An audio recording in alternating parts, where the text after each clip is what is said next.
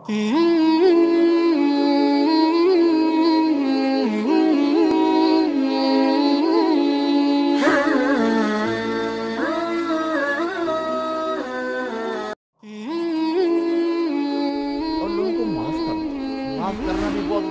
ہے ورنہ عمل رک جائے گا، عمل رک جائے گا، معاف کر دو۔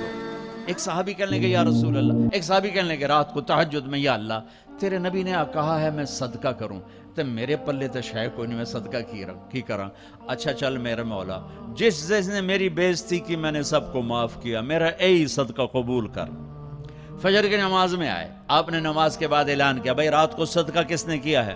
سارے چپ بیٹھے رہے، کسی نے نہیں کیا۔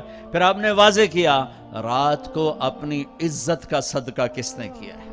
یہ کھڑے ہو گئے کہ یا رسول اللہ، تو آپ کی باتیں سن کر شوق پڑا کہ کو مال لگاؤں، مال تھا نہیں، میں کہا چل میرے مولا میں اپنی عزت دے صدقہ کرنا۔ تو میرے نبی نے فرمایا تیرا اللہ نے قبول صدقوں میں لکھ دیا ہے یہ عمل۔